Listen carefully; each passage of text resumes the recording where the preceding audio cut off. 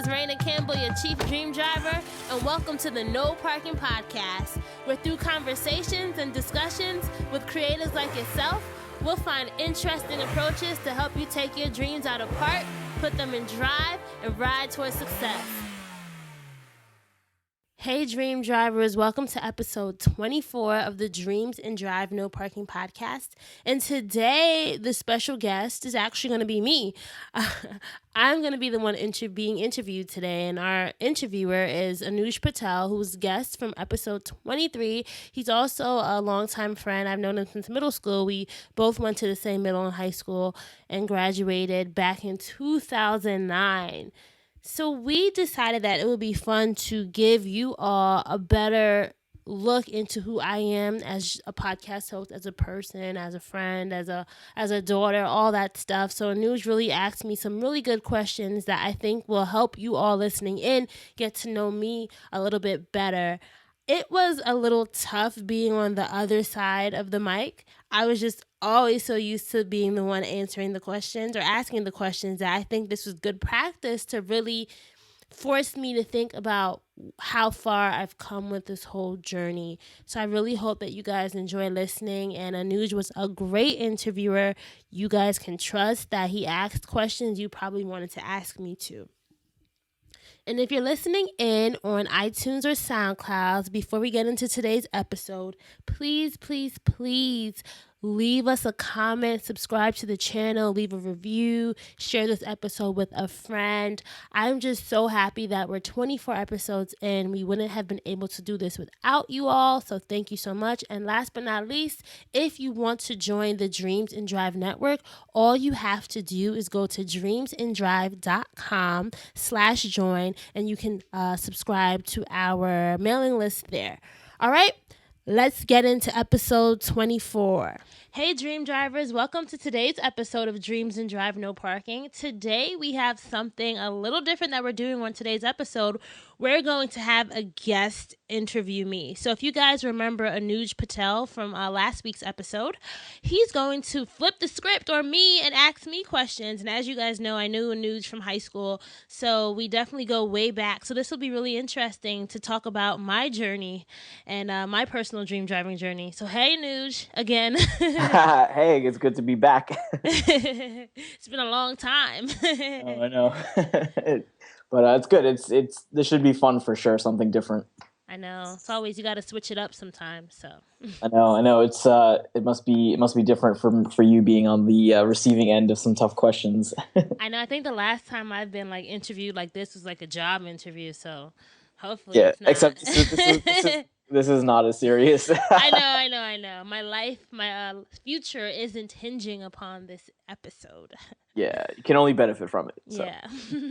But no, I'm thinking, it would be good to ask you some of the same questions that you ask people. So it's good to hear what you'd have to say to your own questions in a way. Oh my God, you're scaring me, Anuj. You're scaring me. You'll live, don't worry. All right, let's get into it. Cool. So the first thing I wanted to do was I wanted to kind of go over what Dreams and Drive is. I know, maybe there would be a summary online or maybe in your first couple of episodes, but I think it'd be good to, just go over what you wanted from Dreams and Drive and why you kind of started this entire series. Okay, so Dreams and Drive, as it exists right now, is a weekly podcast where I interview creatives and lifestyle entrepreneurs about how they took their dreams out of park and put them into drive. So essentially, I am interviewing people that I think are doing cool stuff in the lifestyle space and really talking to them about how they built their brands. At the core of our conversations, I really want to get those nuggets of motivation and those nuggets of inspiration for others who may be in similar situations. I got the inspiration for this. I actually have to go way back for that one. I've always been an interviewer, so I've always loved telling stories and listening to people's stories. Even since I was like a young kid, like I had so many journals and I used to like write fake movies and preach sermons in my room, like all that weird stuff. Let me think about it. In high school, I did a lot of like drama and performing arts, and in college, actually, we had to write junior papers and senior theses in order to graduate. So my junior paper, I did interviews with people on campus about, or employees on campus with, about how they felt about their work uniforms. So I wrote like a whole 45-page paper about perceptions that people have towards Princeton University employees depending upon the type of clothes they wore. And that kind of got me into the whole idea of, wow, like I really like sitting down and having in-depth conversations with people. So then in college, in senior year, I did my senior thesis on policing, so I got to interview police officers. And then my first job was I was a program analyst at a nonprofit in New York, and I was doing a work on we were doing work on people we were helping to build college programs in prisons. So somehow I convinced my boss to let me do interviews of leaders in the correctional education space. So I did interviews there. And then on my personal blog, which I launched right after graduating, I started to have a series called Brand Makers. So I was interviewing people about how they built their brands, but that was mostly just written content. And I always had this inkling of, putting these interviews in another format. And I actually, this summer, I was speaking to a guest for my Brand Maker series, and he asked me, hey, Rana, so where is this going to go after our conversation is done? I told him how I wanted to start a podcast, but I was too scared and I didn't have the equipment. And he basically was like, make it happen. Like, figure out what you have to do to make it happen. And so from there, I had the idea. And in January of this year, I launched Dreams and Drive. So I think in essence, Dreams and Drive is a network for people who want to learn how to build their brands. And essentially, it's geared towards younger creatives and lifestyle entrepreneurs. Awesome. Does this relate to what you do currently as your 9 to 5 job, or is it something that's way out of left field and doesn't even really relate? Is there a relation, or is it just completely different? So my 9 to 5 now is I work as a marketing coordinator for an e-commerce fulfillment company. So I work in the logistics and transportation and operation space. And no, we don't interview creatives or lifestyle entrepreneurs about what they do, but it is interesting. I get to see a lot about how businesses are run. So because we're shipping e-commerce products for customers, I get to see a lot of upcoming brands come into the office, and the entrepreneurs themselves get to come in. So in a way, it's related to business and, how to build a brand, which I see on the daily basis. That's pretty cool. So yeah, are there any cool brands that you work with at the moment, or is it something that it's a lot of up and coming brands and might not be super famous? Yeah, so the company's name is .com Distribution, so I guess I'm giving them a plug. .com has worked with brands such as like Birchbox, if you've heard of them, Oh yes, yeah. Vineyard Vines. They used to ship for Carol's Daughter, Bliss Body Products, Ashley Stewart, all these like fashion and lifestyle brands. So yeah, it's been fun to see the sales prospecting side, because we get a lot of brands that we turn away. So a lot of subscription boxes come in. So you know how everybody wants to launch a subscription box nowadays. Right. But it's really hard to build a sustainable business that way. So I see a lot of brands that way. Yeah, I'm trying to think if there's anybody like who's really notable. I think Birchbox and Vineyard Vines are probably one of our biggest ones, and we currently have another client called Adore Me. So if you're into lingerie and news, they're like a really big up and coming, huge online retailer for lingerie for women. Awesome. Yeah, I'm not into lingerie, but maybe in the future, from a future life or something, I'll take a look at it. So yeah, that's definitely cool. Do you have like a specific plan, and after a certain time that you want to quit your job and go straight into something of your own, or is this something that you just want to do on the side and have be your passion project? That's a good question, and it's something that I ask myself every day, and it's something that I sometimes feel bad about not having a concrete answer to, especially because I'm talking to entrepreneurs all the time about how they took their leap of faith. But for me personally, I know that like, you know how people feel like they have a calling in life, No, absolutely, like they absolutely. have something special about them. And it's funny, I was talking to my friend Mackenzie last week. We went to Cheesecake Factory, and she was like, Raina, I want to tell you something. And I was like, okay.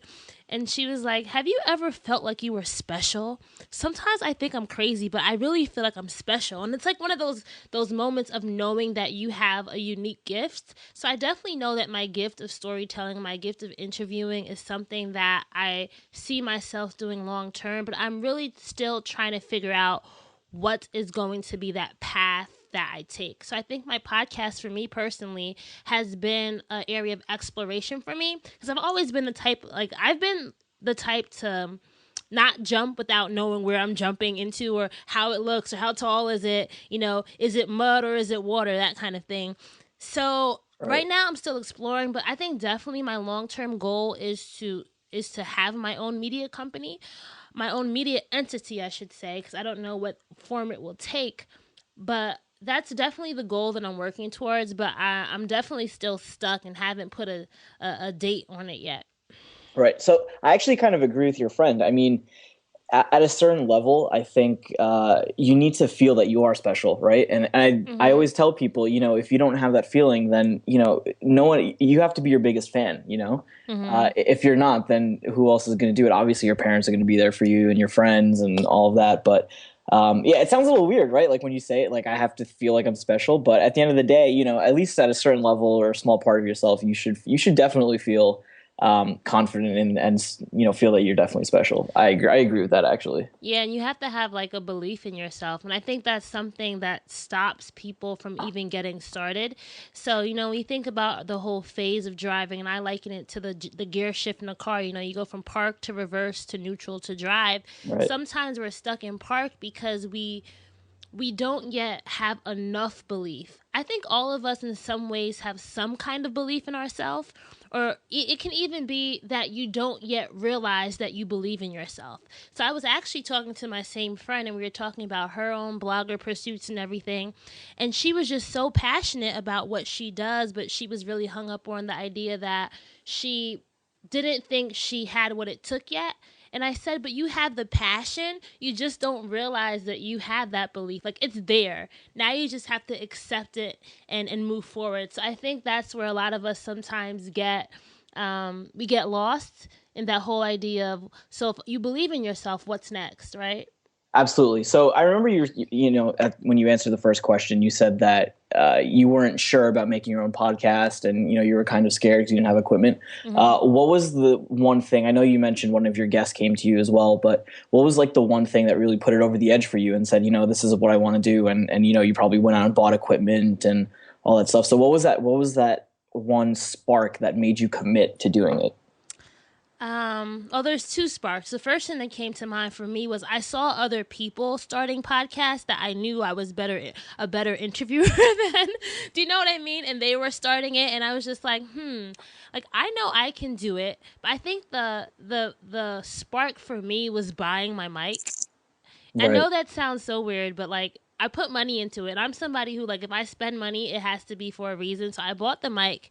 So I'm like, all right, what am I gonna do with it? But honestly, thinking about it now, I think the spark came when I thought of the name. So I had bought the mic and I went to Checkers. You're gonna laugh. So I was at Checkers with my boyfriend, and we were coming out of the drive-through. I went through this phase where I was obsessed with funnel cakes. So I used to like buy funnel cakes like Who isn't? once a day from Checkers. uh, so we came out of the drive-through and we stopped by, like, there was like this like abandoned garage area, and there was a no parking sign. And so, me being the annoying girlfriend that I am, I was like, hey, can you take a picture of me next to this sign, right? So I took a picture next to the no parking sign, and I put the picture up on Facebook. And like, I wasn't even thinking about like calling my podcast No Parking or whatever. And I said in the caption, I want to start a podcast. What should I name it? Right. And then my cousin commented on the picture and was like, duh, no parking. So that same day, I got the mic and I was in GarageBand. I was just like playing around trying to figure out how to start it. or how to work the mic. Right. And I was making intros. You know when you're talking to yourself? And I was like, "Hi, this is Rana Campbell. Welcome to the No Parking Podcast. I'm going to help you put your dreams in drive." Like something like that. And then that was the moment for me. I was like, "Whoa, dreams in drive." Like that was like the culmination of all the different experiences that I had up until that point.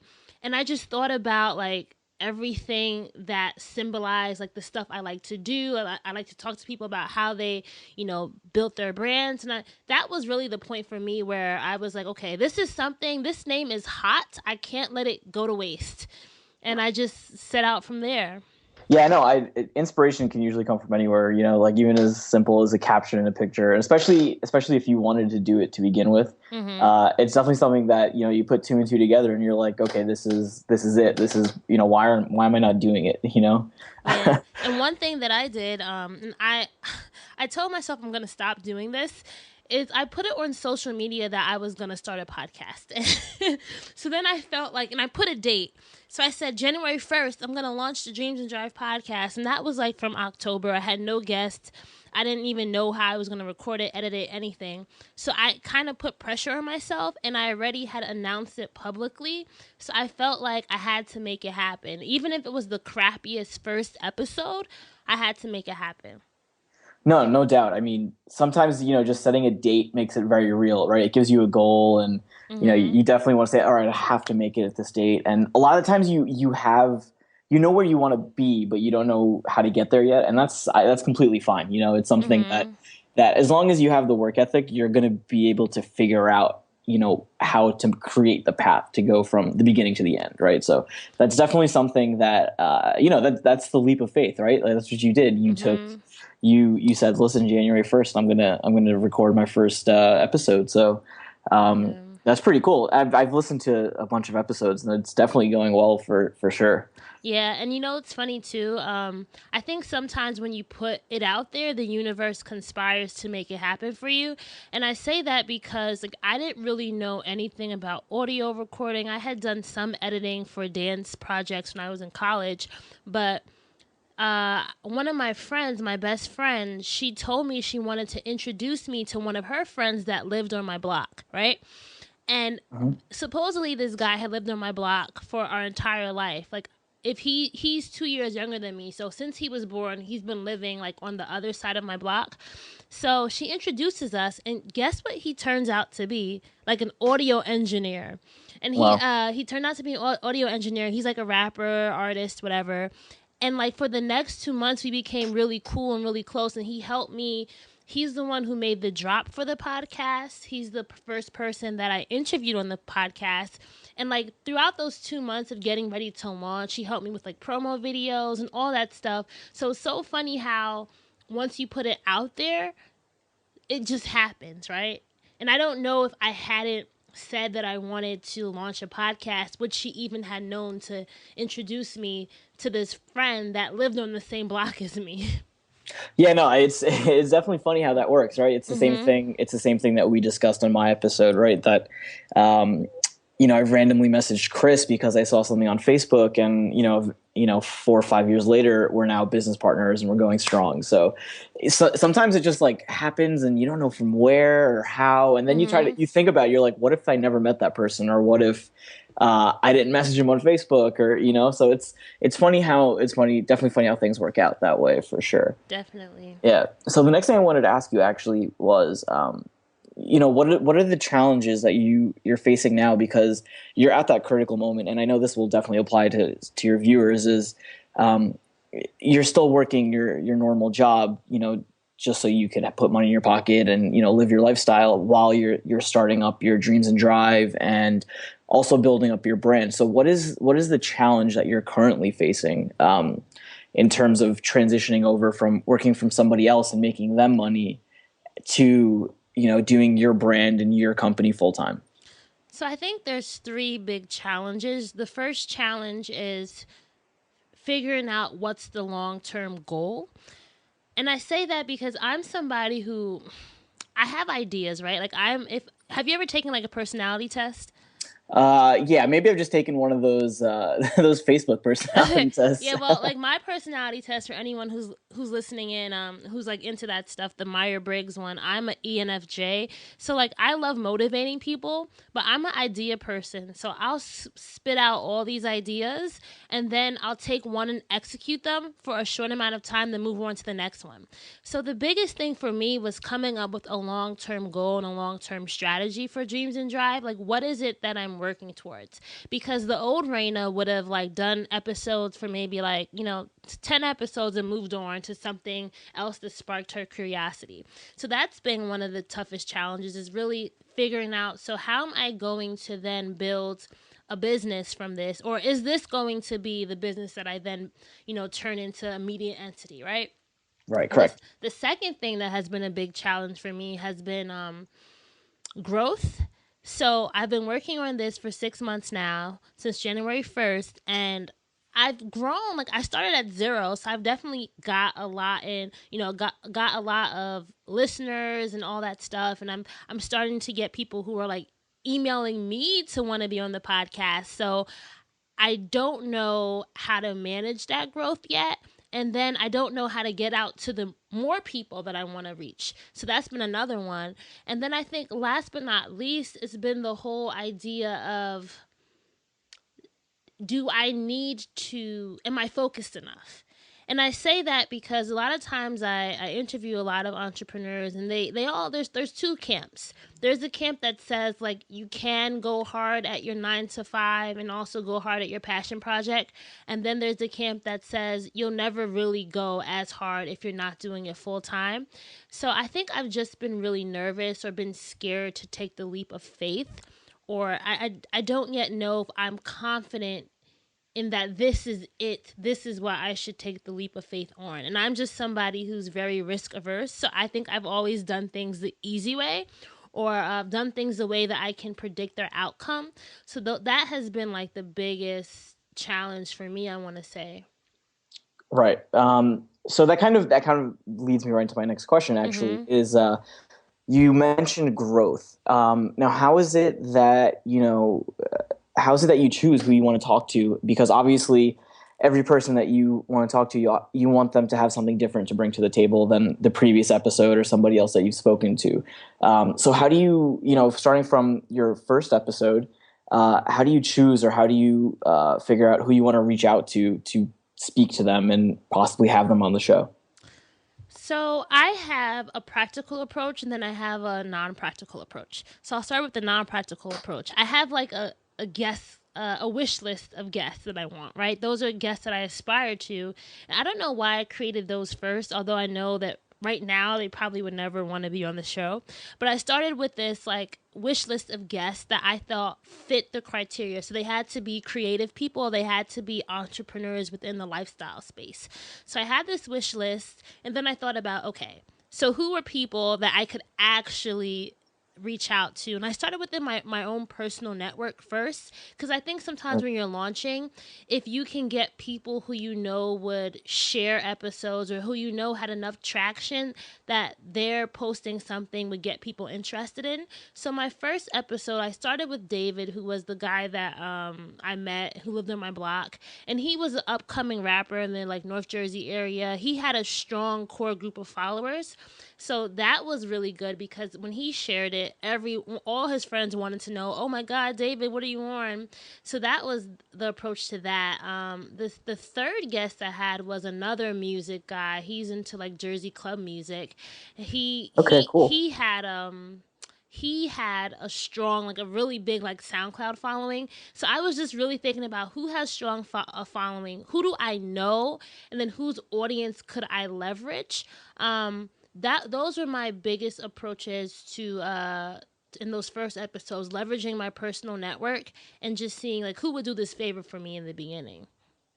Yeah, I think that's very key, especially for someone who's starting their own business. It was the same thing with me. It's who can help support you at first, right? And Mm-hmm. who can help you share. For me, with all of our websites, it was who's going to help us share the articles, who's going to help us and take pictures for us. What artists can we get to interview, and how do we share it on their SoundCloud? So it was a lot of the same thing, and I think um, for any of your viewers that listen, it's super crucial that the people around you, that you look to them first when you're starting out, and you identify people that you can tangibly work with. So I think that's very, very key.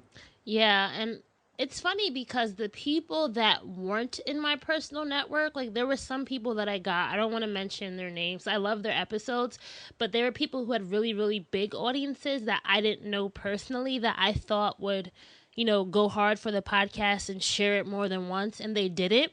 So it's funny to me how some of those episodes didn't do as well as ones of people who I knew personally or people who were a little bit smaller, but they were more invested in being on the podcast. Does that make sense? Yeah, no doubt. I mean, it works the same way with us and some of our artist relations. And obviously, I'm not going to put mentions particular artists, but there's a lot of times where you're really excited for a product or an interview or something like that, and they kind of tell you, yeah, we'll share it on our Twitter and our Facebook, and sometimes they don't really do it, or they do it once and they do it at like 1 a.m. when nobody's really on their Facebook page.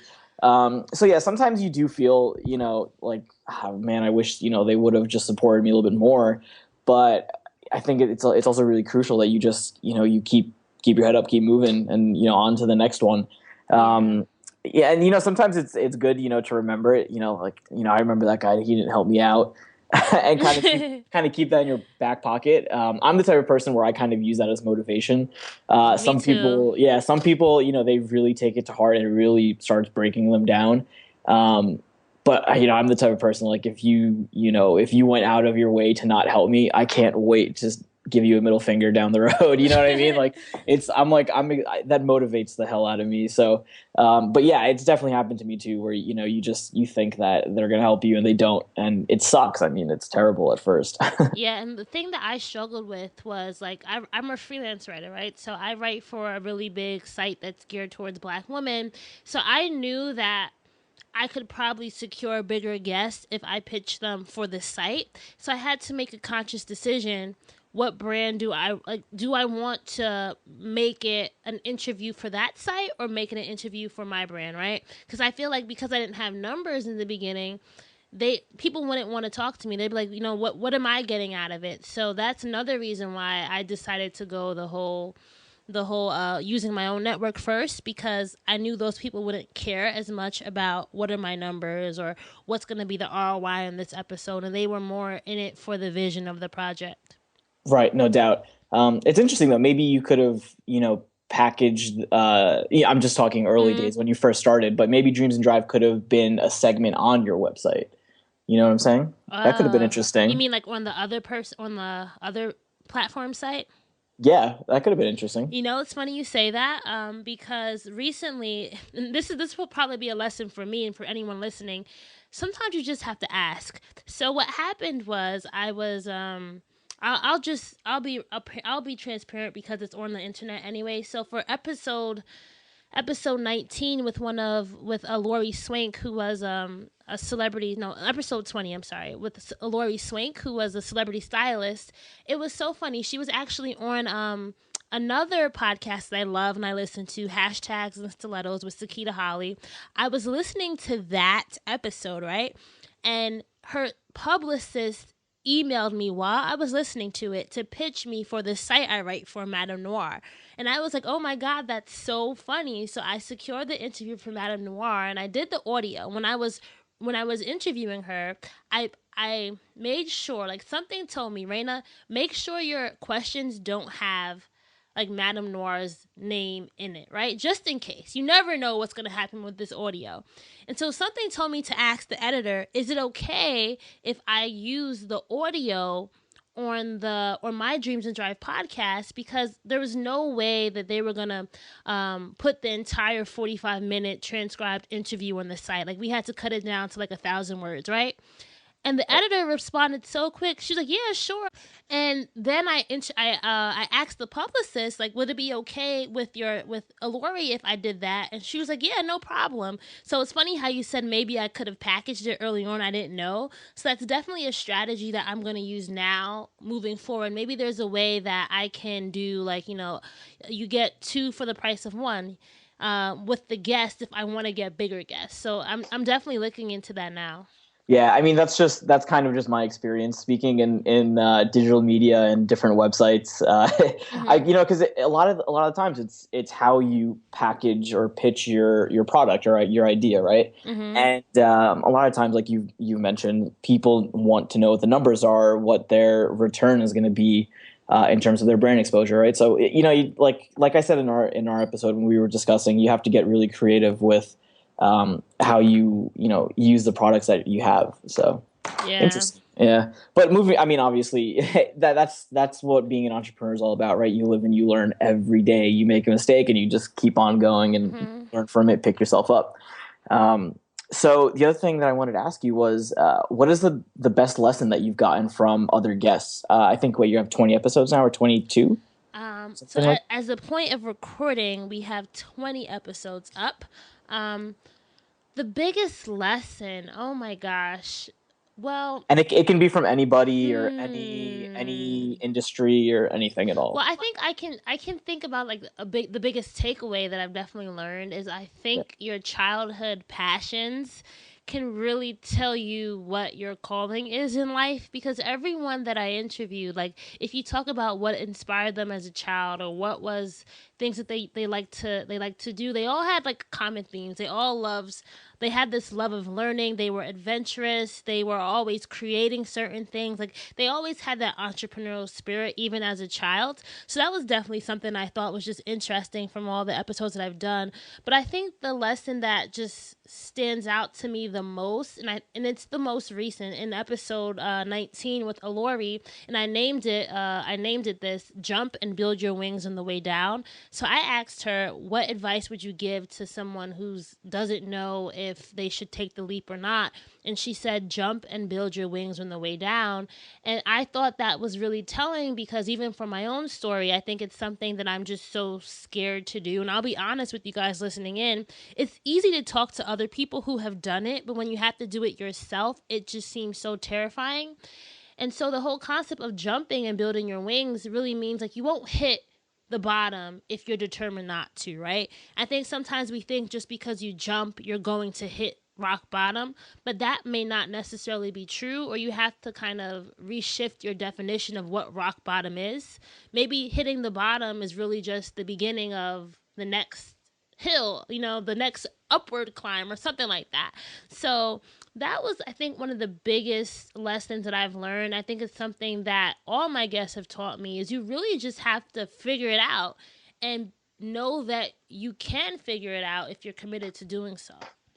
Yeah, I mean, I completely agree with Lori. It's definitely something where, I mean, any entrepreneur will tell you this. Like when you're sitting there ready to make that decision, it's never easy, right? You always have someone tugging you, saying, just stay in the system. It's stable, and you don't know what could happen if you take that leap of faith. But at the same time, you have to be a pioneer, right? You have to take that chance, because if you wake up 50 years from now and you wake up and you're like, oh, I wonder what would have happened if I, went with my passion, went with my dreams, and I took that leap of faith.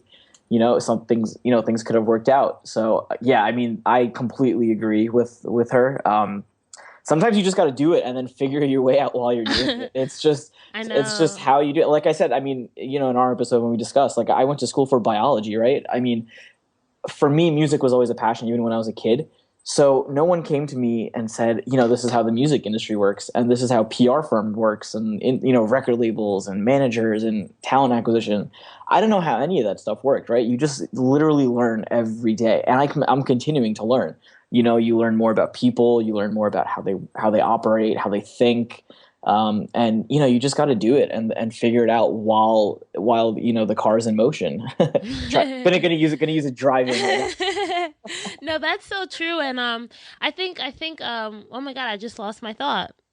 Oh, Sorry, that's awkward. That's not good. I I might was have derailed you for a second. I was just gonna say that if you think about it, right? I one thing that I'm happy, and I think one thing that we all need to do more of is commend ourselves for the things that we have been able to accomplish.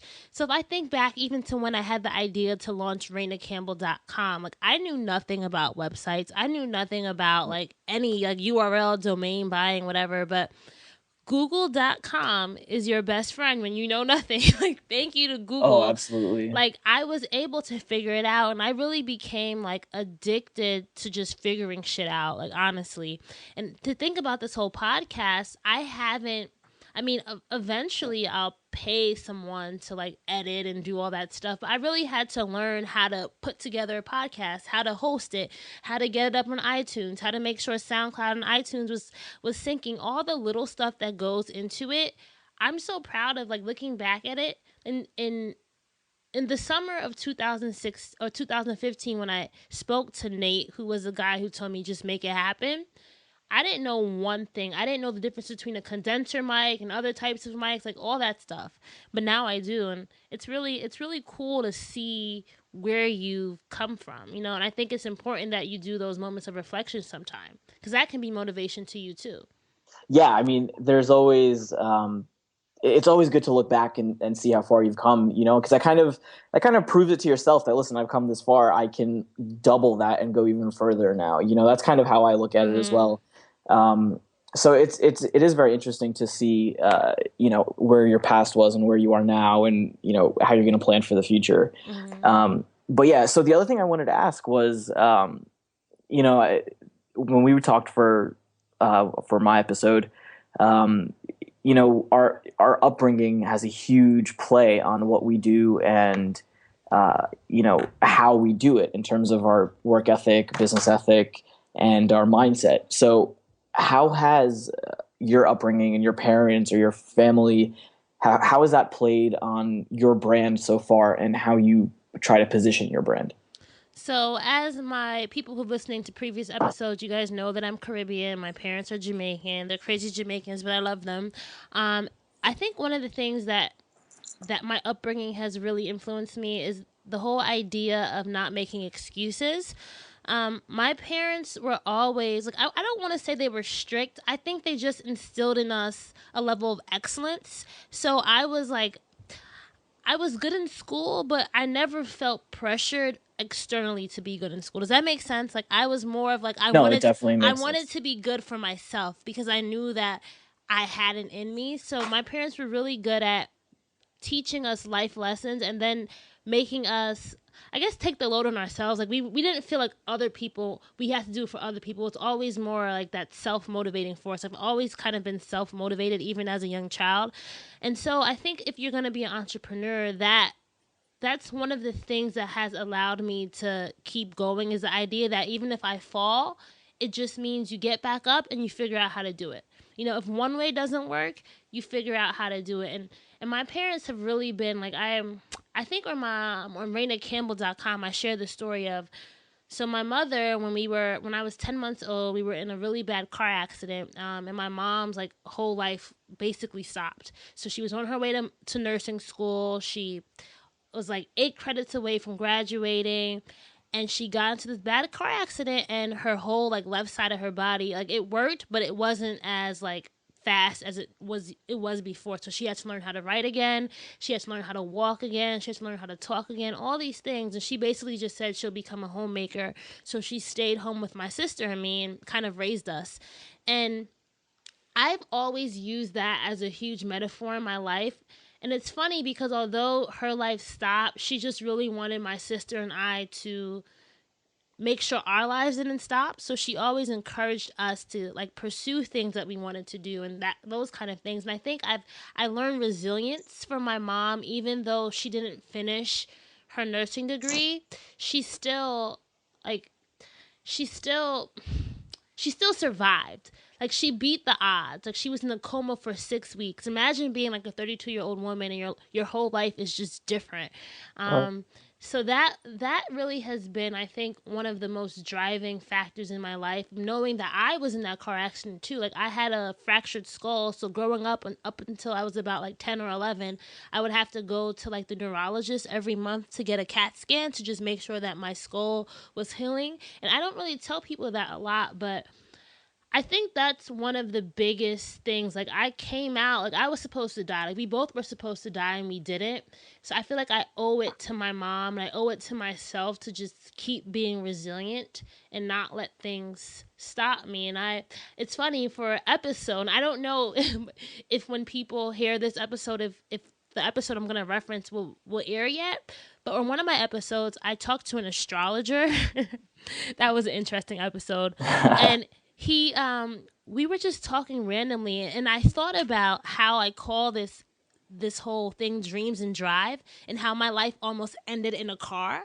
And it was like this weird reference that I hadn't thought about before, you know what I mean? Yeah. So yeah, I think I kind of rambled there, but No, it's fine. yeah. No, we learned a lot about you in that whole little spiel, so it's good. Yeah. Um, but on the flip side, and I'm going to ask this because I've felt this in my life as well. Hmm. Um, on the flip side, has there ever been a moment where something from your upbringing, your family, or your support system, I don't want to use the word hinder, but kind of pulled you back down to earth while you wanted to, jump up to the skies? Has that ever happened? Have you ever had that moment? Oh my gosh, every day. Okay, let me tell you. So so I think on the flip side, like, I love my parents, and traditional immigrant parents, they want you to do well. But at the same time, I think my parents want me to go the safe route, in the sense that, like, I graduated from Princeton. They're like, oh, so what's next? Are you going to go to law school? Are you going to go to business school? Are you going to, like, do this? And in their head, that's the safe way. That's what's expected. Like, they didn't pressure me, but they're always, like, putting little, like, seeds, like, maybe you should do this, or, like, if you got a JD, you could do anything. Right. So I feel like one of the biggest things growing up culturally, I think, that hindered me is caring what other people think. And I sometimes look at my friends who are just like, they have this whole I don't give a fuck attitude, and I sometimes envy them, because respect in our culture and my culture is, like, so big. Like, respect for adults, respect for your parents, like, even going against what your parents are, telling you to do publicly, even if you're, like, Yep. over 21, you're going to look down upon by your family members. People will always have something to say. And I really wish at times I didn't care so much about what my parents thought, because I think there are things that I would have done differently that I haven't, or that I didn't do, because I just didn't want to be, quote unquote, a disappointment, or I didn't want them to feel like I wasted their investment and all that stuff. Sometimes I feel like I'm an investment for my parents. Is that Yeah. does that No. does that make sense? No, Like, it does. You've actually literally nailed it on the head, because you've literally described the same, like, feelings and sensations that I've had, at least dealing with that. Because you're right, with with immigrant families, it's a lot about coming here for a better life, right? And mm-hmm. you want to validate that leap of faith that your parents took. And for me, I mean, for you it was being a JD. For me it was going to med school. Mm-hmm. And it was something that I love too, right? It's not something that they ever forced me into or something like that. But I think just the way I grew up, the disciplinarian type of side that I did get from my parents, it made me want to do it myself. Like, like I gotta choose a good career. Like, I gotta go into something that would give me financial stability, like job stability, all of that stuff. And up until like about a year and a half ago, maybe even a year, my parents, they didn't really understand what I did, Mm-hmm. and they thought I was wasting my time, right? And it's tough to explain a new modern tech job or business to an old school analog type player, which would be like my parents. And I'm not trying to, my parents are super well educated and very, very cool about things, but sometimes it's just hard to explain how people make multi-million and billion dollar industries off of apps. It's something that the concept just isn't there for them because they didn't grow up with it. So it's you definitely nailed it right on the head, I think, for sure. Yeah, and it's just it's funny because I think sometimes like my mom and my dad are different. Like I think my dad low key wants to be radical, but he just feels like he can't, right? Yeah. Like I was reading in like an old journal of mine where I was reflecting on like the similarities between my dad and myself. And I think low key my dad has always been a dreamer, but he told me he used to want to be an airplane pilot when he was younger, but his parents sent him to America to study engineering, and he just gave up on those.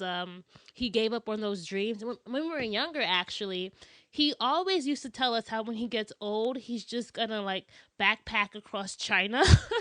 But it's funny Yeah. that like I remember those things, but at the same time, I also remember him saying, "Hey, Raina, you should probably go back to school and all that stuff." So sometimes I feel like our parents are just saying it to us because they think that's what's gonna protect us, right? They think Yeah. that's gonna save us from any protect us from any harm or save us from hurt somewhere down the road. So I think it comes from a place of love, but sometimes you just have to break out of that and do your own thing and kind of just show them that it still can be done.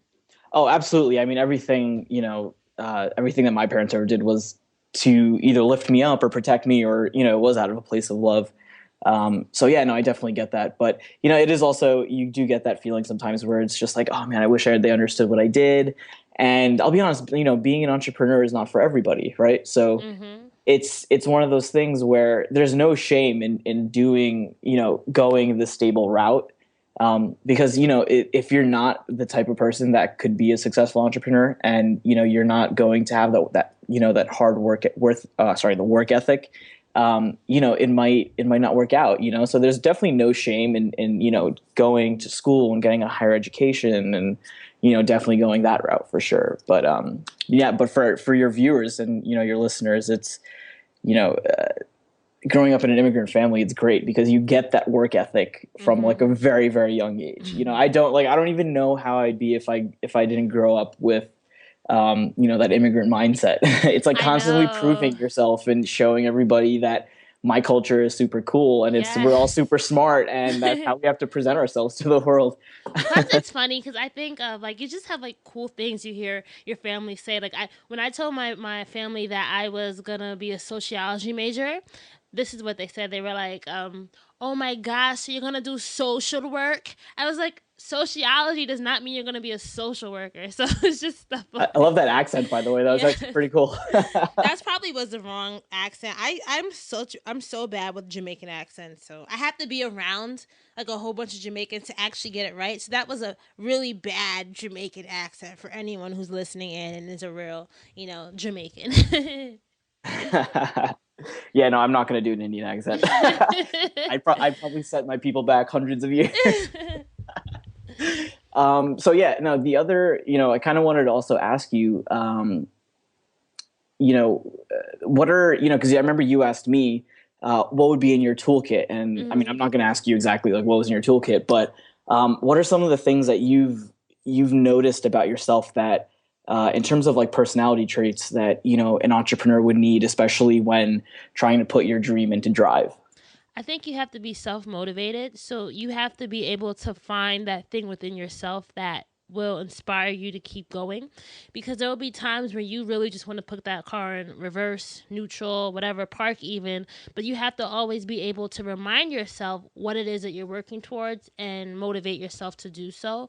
I think you have to be a lover of knowledge, or a lover of learning, I should say, because unless you're super super rich when you're starting out and you can just hire everyone to execute in the beginning, you're going to have to wear a lot of hats, so you're going to have to learn how to wear those hats, right?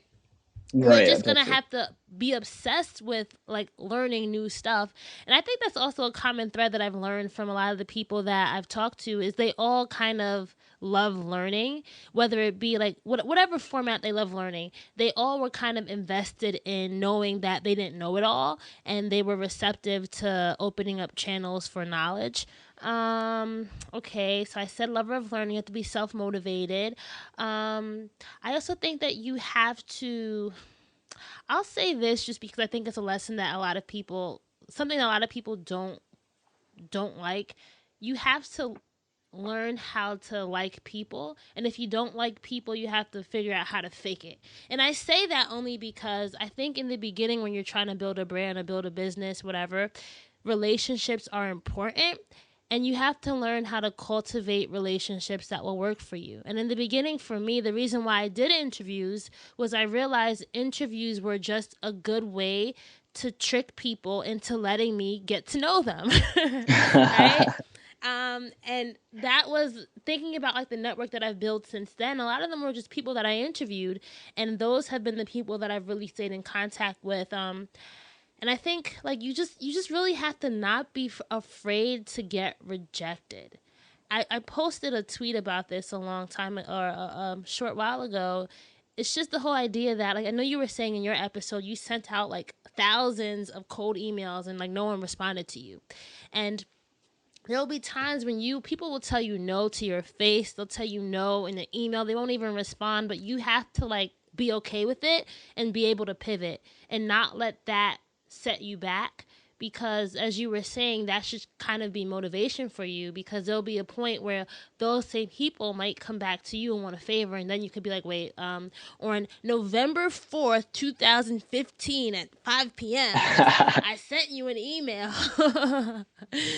So yeah, I think those are like those are the biggest things for me that I think have really helped me put my dreams in drive. And one of the things, I'll add one more thing, is I think you have to be self-aware. And in this whole journey, I think especially post-college for me, I really got into like self-help books. I read Think and Grow Rich, and Dale Carnegie's How to Win People, and I forgot, it's something called How to Win and Influence Friendships, something like that. But basically, you have to know who you are. And a lot of times, you may not understand 100% of who you are when you start the journey, but you really have to be committed to learning yourself, because I think sometimes we get lost along the way when we lose ourselves. Does that make sense? No, it does. It definitely does, for sure. Mm-hmm. Yeah, I mean, I agree with you. I think you need to know your own qualities, because if you try to be someone you're not, especially when building a business from the ground up, you got to play to your strengths. And if you keep exposing your weaknesses, your business and your brand is going to see those weaknesses as well. So knowing yourself is definitely very, very huge. Mm-hmm. I know you were touching on some of the books you've read. Who are some of your favorite speakers? I know for me, I love listening to Gary Vaynerchuk. Mm-hmm. I was actually, I talked to his team quite a bit, so kind of like 2 degrees of separation there, but VaynerMedia. yeah, exactly. He's he does do a lot of media investments as well. So I know a lot of his team members, but yeah, I love his talks, because he kind of just gives it to you straight with no bullshit, and that's I try to be the same way, especially with people that I work with, people that also ask me for advice. Because sometimes you'll go on podcasts, or you'll Mm-hmm. listen to people talk, and they kind of just dress up the life of an entrepreneur and kind of give you the basic PR spun answers. But Gary Vee, like I listened to him, or I watched some of his videos, and I'm just like, that's absolutely true, like 100% true. I've been there, I've done that, and what he's saying is completely on the dot, perfect. So I mean, I recommend anybody that's listening, if you should definitely check out Gary Vee. Gary Vee is like his social media names for sure. But yeah, I love listening to Gary Vee podcasts, and he loves to curse too, which makes it so much more fun. So I love Gary Vee too, but I think the first podcast I really got into, like when I was in the whole learning phase, was Lewis Howes' School of Greatness. Do you know Lewis Howes? I'm not familiar with him. No. Okay, he's was this ex-athlete. He used to be like a pro football player, but he got injured, and he kind of, that whole story of you sit on your couch for a year, then you have an idea, and your whole life changes, whatever. Yeah. So his School of Greatness podcast was really good, because he just had guests on and talked to them about how they built their brands, and that was very topic focused. So that was like my first introduction into podcasts. And then there was another podcast that I really loved by Myleik Teele, and she's the founder of Curlbox, which is a subscription beauty box for African American women. And I just loved her podcast because I used to follow her on Instagram first, and I just loved her social media life, if that makes any sense. And she was very like, I'm gonna tell you like it is and give you those straight up advice moments. So that's why I liked her podcast. But I think all in all, one of my favorite online influencers in the podcasting video space is Ty Lopez. Do you know Ty Lopez? I've heard of the name. I've never actually listened. Okay. I like Ty Lopez. He's like, if you search YouTube, he's basically had a YouTube video that went viral. It was like in the car with my Ferrari, or in the garage of my Ferrari, and he had like a garage with his Ferrari and a whole bunch of books. He talked about all the books that he read and basically how he was able to build a life with his Ferrari in it or whatever. But I like him because on Snapchat, especially Ty Lopez, he just gives you so much behind the scenes of what it actually takes to run a business, and he's very practical. And I also love that he's obsessed with books. Like he speed reads like 20 books a day. Like it's insane. But those are probably like my top three that when I was starting out, I really loved. Malik, Lewis, and Ty Lopez. Awesome. I may have run across that video. But then again, I feel like there's been so many entrepreneur videos with Ferraris in them, right? I know. No, but I think I've actually run into that one. That one was pretty good. And Oprah, Oprah, she didn't do a podcast, but who's Oprah? I don't know that. Yeah, she's always been my inspiration. So yeah, Oprah, if you're listening, I love you, and I forgive you for not responding to the letter I wrote you in 4th grade. Okay.